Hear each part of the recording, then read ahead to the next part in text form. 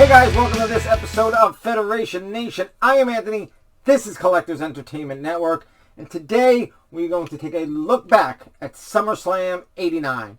But before we do that, I'd like to ask you guys to please subscribe to the channel. I'd love to have you back. Please comment down below, let me know your SummerSlam 89 memories. Please share this with anyone you think may like it as well. And of course, please like the video, that helps as well. Okay, SummerSlam 1989. This has been special requested of the channel by one of our friends of the channel, Mr. Corey Martinez.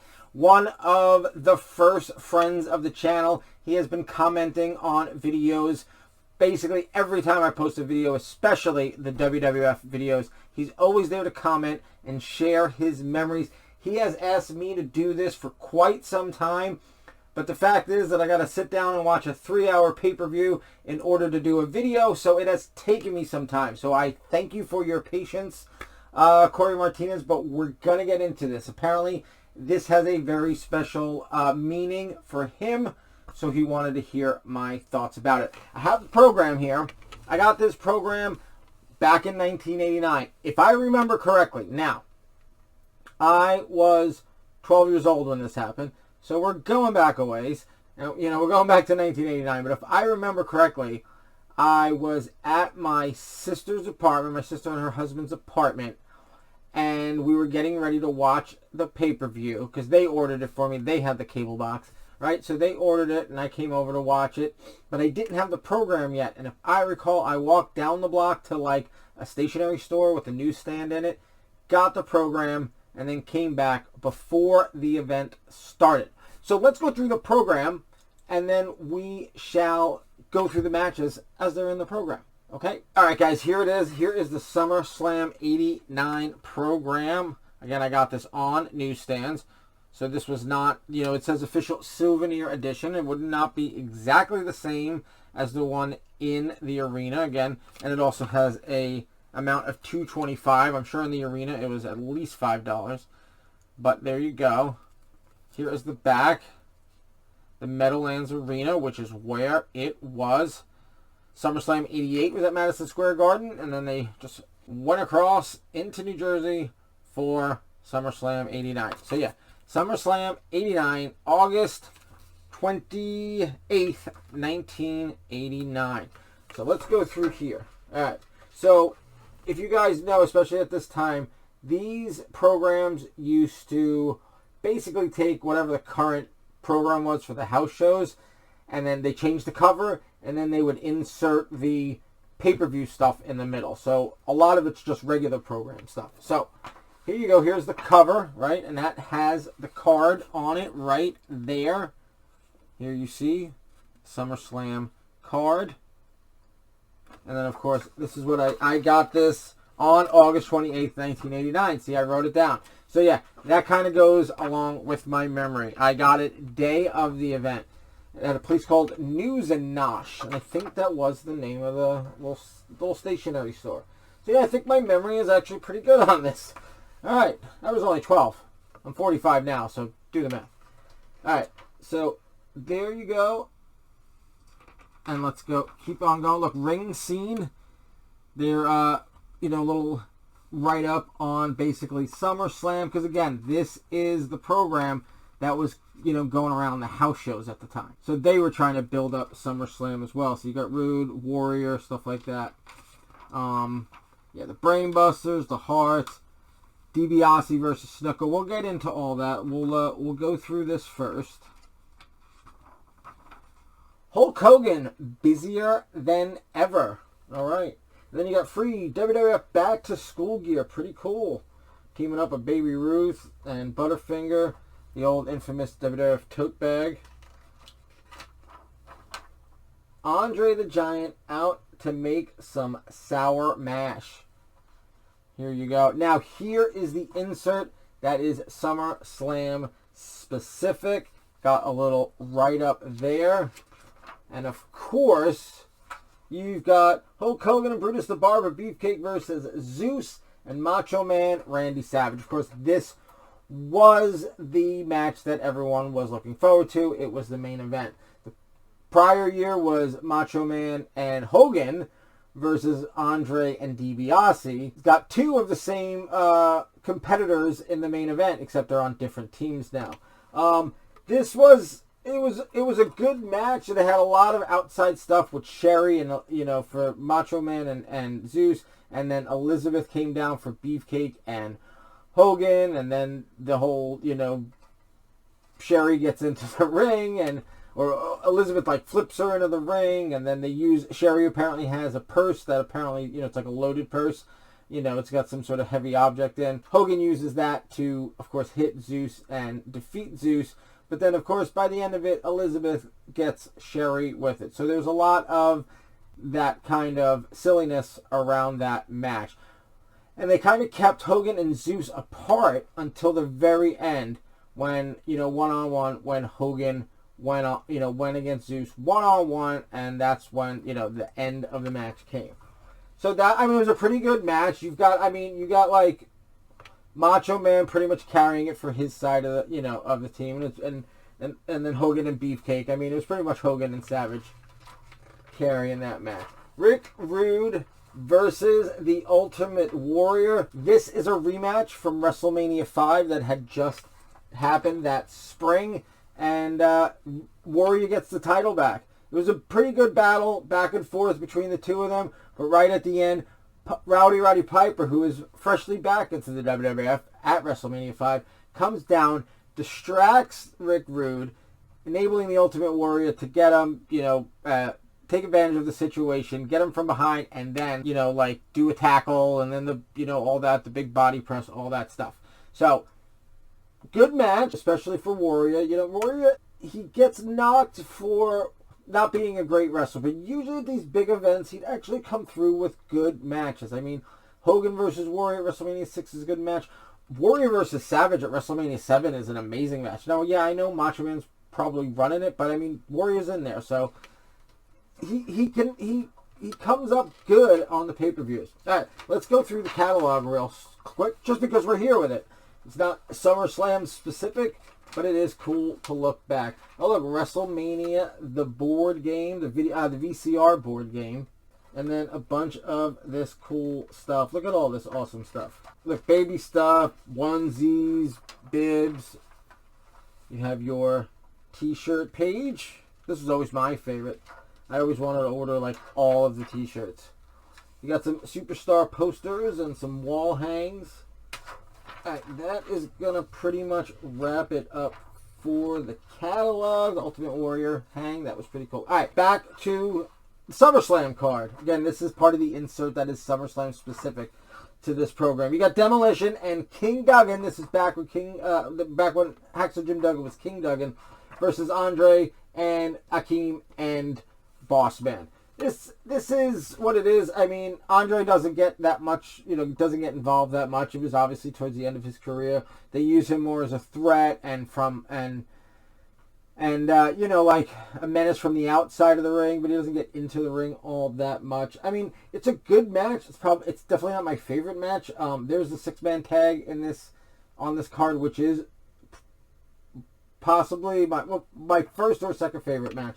But this was a good match, especially for, big guys like that. Duggan had his face painted like the American flag because, he was with Demolition.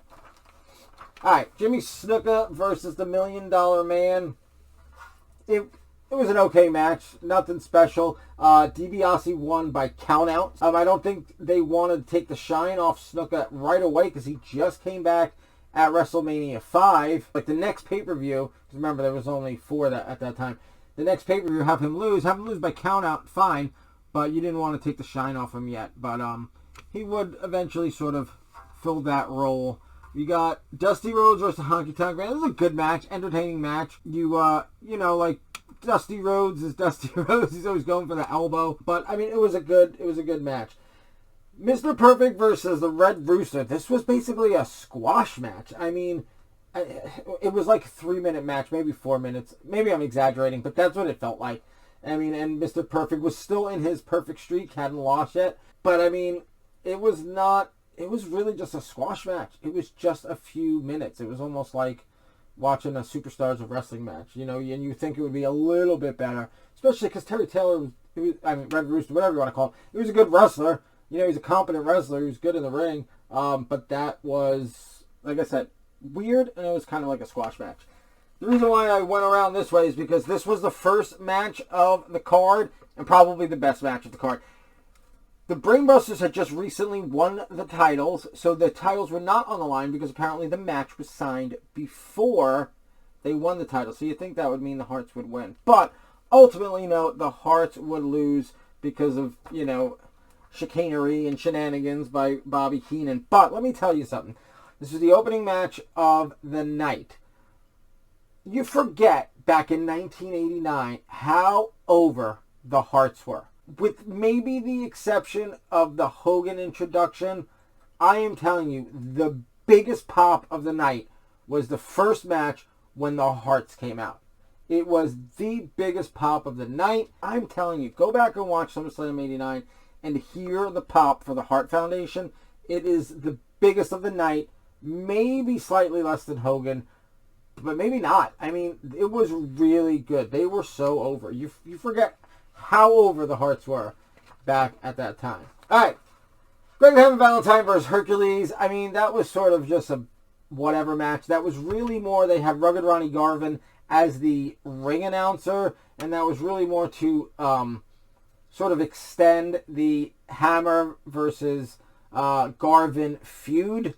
And Hercules just happened to be sort of incidental. Valentine won by pinning Hercules, but he had his foot on the bottom rope, kind of like he beat Junkyard Dog in WrestleMania, although that got reversed. But you know what I mean, foot on the bottom rope, or on the second rope, holding down for the pin. And then Rugged Ronnie Garvin, the ring announcer, kept saying that, nope, Hercules is the winner. And then the referee's like, no. And he's like, I'm sorry, I'm mistaken. The winner by disqualification is Hercules. So it was really just to extend the Hammer and Rugged Ronnie Garvin feud. And like I said, Hercules was just sort of incidental. This match right here, the Rougeaus and Rick Martel versus the Rockers and Tito Santana. Now that was a great match. That and the Harts Busters match was a great match. I mean, look at it. You've got, everyone in there is a great wrestler. I mean, the Rougeaus are great. Rick Martel is great. The Rockers, of course, are great. And Tito Santana is a great wrestler. This was a high-flying, match with a lot of high spots and stuff like that. But also, you got Tito, selling for like 10 minutes until he finally makes the hot tag to Shawn Michaels. It comes in, House of Fire. The Rougeaus and Martel actually end up winning, but that's because of interference. You have Slick and you've got Jimmy Hart, and so there's a lot of, chaos erupts at the end, and I think you have the wrong guy pinning the wrong guy, or maybe the wrong guy pinning the legal guy. But so the Rougeaus and Martel beat the Rockers and Santana, but it is a great, great match. Let's just keep on going with the program. Dusty Rhodes living to take on all comers. Up. Collect WWF Superstars of Wrestling Card Series 2. 12 new exciting cards. Get one free with every delicious bar. Superstars of Wrestling bars. These things were delicious. I love those things. All right, the Rockers aiming at the Rougeaus. We just saw that they took on the Rougeaus in SummerSlam in a 6-man. And then Bad News Brown, he needs nobody. Bobby the Brain Heenan, he's plotting to overthrow King Duggan. I guess he probably had just, gotten the crown, and Bobby Heenan wasn't too happy about that. All right, there's no match for WWF Wrestlemania. Well, if you're talking about the NES game, not the best wrestling game of all time. Looks like a handheld game. I had the WrestleMania handheld game, WrestleMania Challenge, and it was like with that WrestleMania 5 like fire theme to it. This looks like it may have come before that. I'm not sure. Alright. And of course, keep an eye on Coco Beware, Jim Powers, the Widowmaker Barry Windham, Tim Horner, and Boris Zukov. And of course, here it is. Now available on video cassette, SummerSlam 89, Feel the Heat. Literally on the paper, of the back cover for the program that you're getting at the event. Now available on video cassette. That's a little crazy. And this, I mean, maybe it was different at the arena, but this is the one I got on newsstand on the day, and it's now available on video cassette. Maybe now available to order on video cassette, because you could order ahead of time, but there you go. See, look, it says SummerSlam 89. I liked how it included the 89. It's very much just like the SummerSlam 88 logo, just changed it to 89. Of course, here's the back.